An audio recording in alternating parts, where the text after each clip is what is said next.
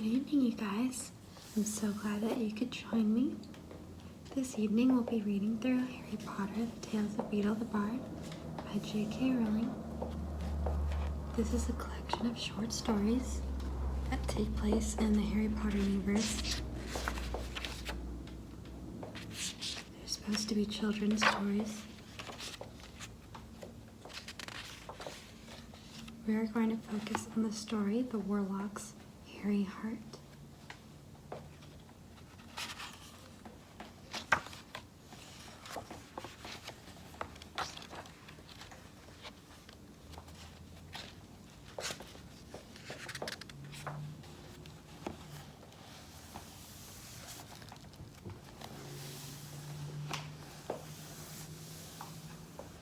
I have this paintbrush right here that I'll be using to follow along.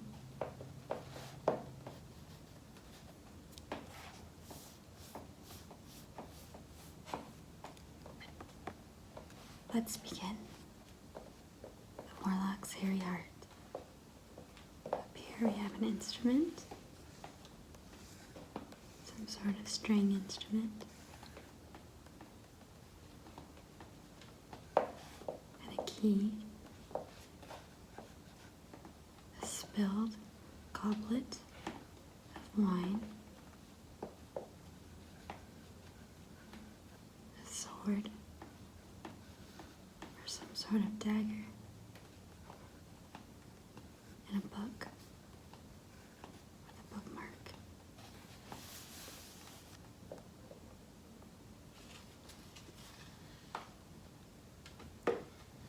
The WARLOCK'S.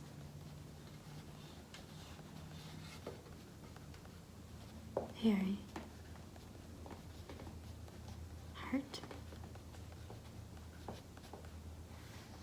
There once was a handsome, rich, and talented young warlock who observed that his friends grew foolish when they fell in love, gambling and preening,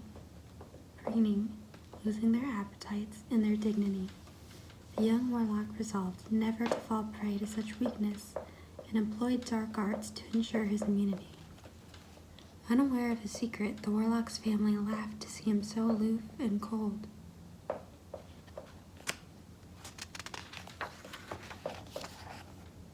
All will change, they prophesied, when a maid catches his fancy. But the young warlock's fancy remained untouched. Though many a maiden was intrigued by his haughty mind and employed her most subtle arts to please him, none succeeded in touching his heart. The warlock gloried in his indifference and the sagacity that had produced it. The first freshness of youth waned, and the warlock's peers began to wed, and then to bring forth children. Their hearts must be husks, he sneered inwardly as he observed the antics of the young parents around him, shriveled by the demands of these mewling offspring. And once again he congratulated himself upon the wisdom of his early choice. In due course the warlock's aged parents died. Their son did not mourn them.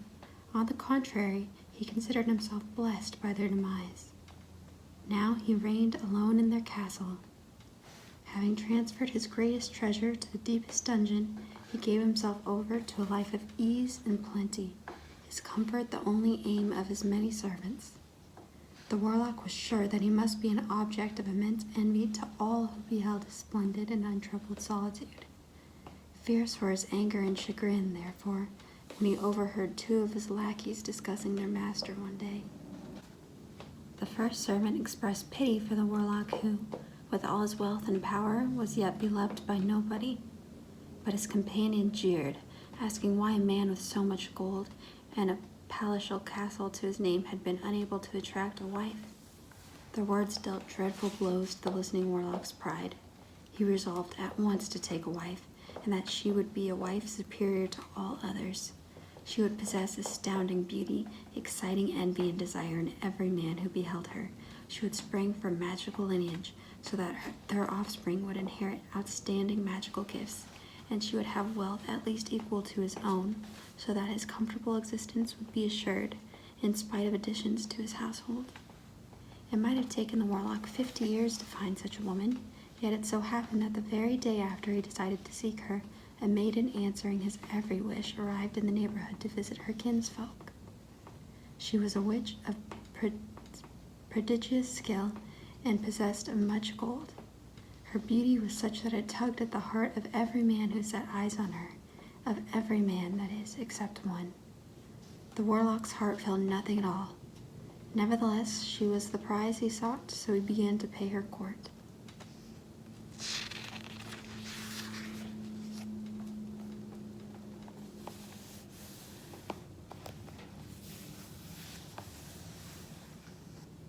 All who noticed the warlock's change in manners were amazed, and told the maiden that she had succeeded where 100 had failed. The young woman herself was both fascinated and repelled by the warlock's attentions. She sensed the coldness that lay behind the warmth of his flattery, and had never met a man so strange and remote. Her kinsfolk, however, deemed theirs a most suitable match, and, eager to promote it, accepted the warlock's invitation to a great feast in the maiden's honor. The table was laden with silver and gold, bearing the finest wines and most sumptuous foods. Minstrels strummed on silk-stringed lutes and sang of a love their master had never felt. The maidens sat upon a throne beside the warlock, who spake low, employing words of tenderness he had stolen from the poets, without any idea of their true meaning. The maiden listened, puzzled, and finally replied, "You speak well, warlock, and I would be delighted by your attentions if only I thought you had a heart." The warlock smiled and told her that she need not fear on that score. Bidding her follow, he led her from the feast and down to the locked dungeon where he kept his greatest treasure. Here, in an enchanted crystal casket, was the warlock's beating heart.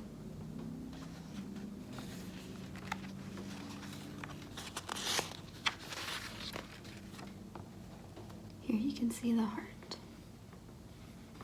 All the atriums and ventricles. There's all this hair on it.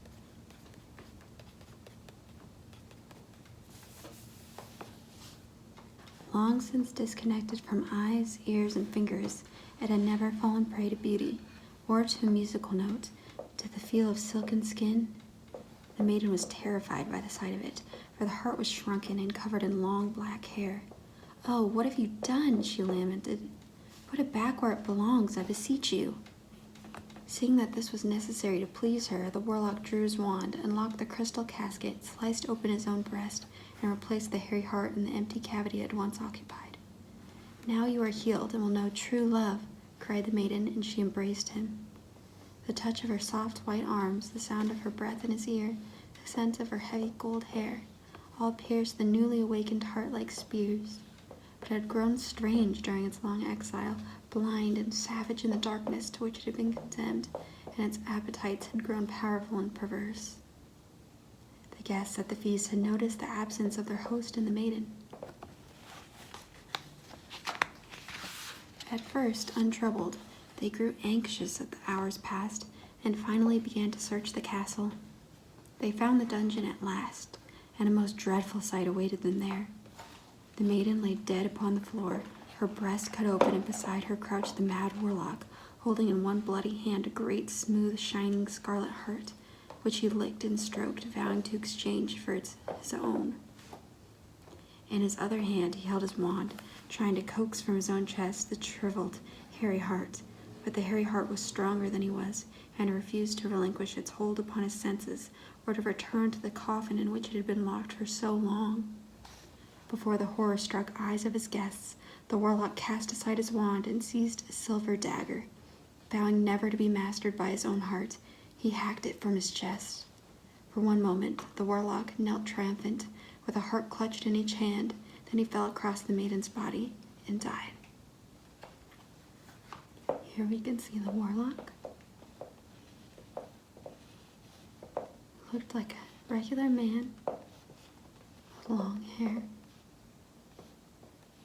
And the pale maiden in her long gown and long hair, a pool of blood and heart.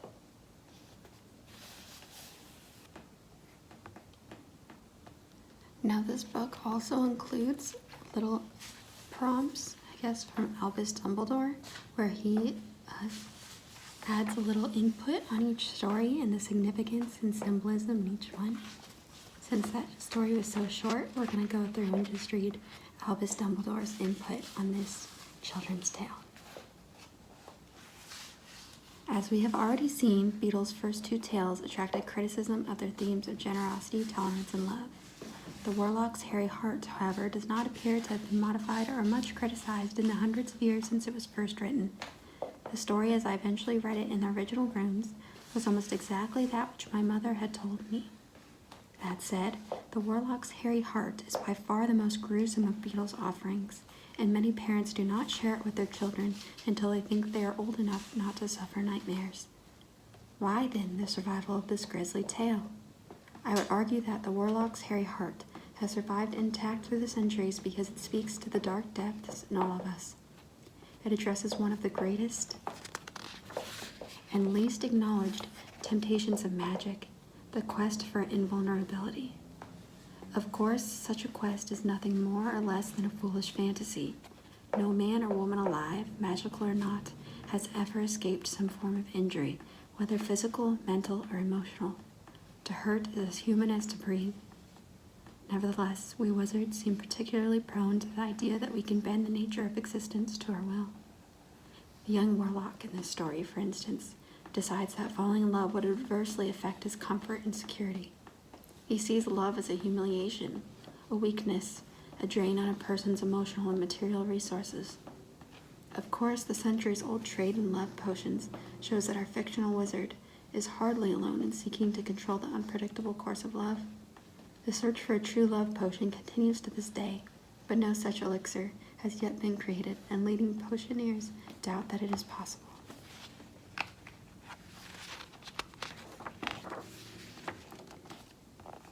The hero in this tale, however, is not even interested in a simulacrum of love that he can create or destroy at will. He wants to remain forever uninfected by what he regards as a kind of sickness, and therefore performs a piece of dark magic that would not be possible outside of a storybook. He locks away his own heart. The resemblance of this action to the creation of a Horcrux has been noted by many writers. Although Beedle's hero is not seeking to avoid death, he is dividing what was clearly not meant to be divided, body and heart rather than soul. And in doing so, he is falling foul of the first of Albert Waffling's fundamental laws of magic. Tamper with the deepest mysteries, the source of life, the essence of self, only if prepared for consequences of the most extreme and dangerous kind. And sure enough, in seeking to become superhuman, this foolhardy young man renders himself inhuman. The heart he has locked away slowly shrivels and grows hair, symbolizing his own descent into beasthood.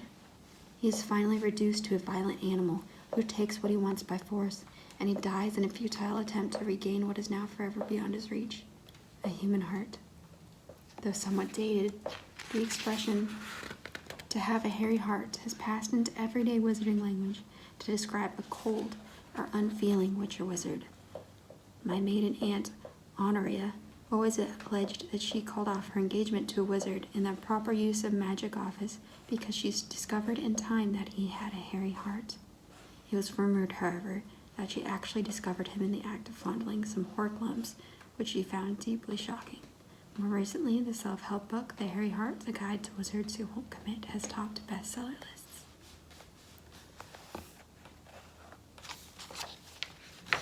I really like how Dumbledore mentioned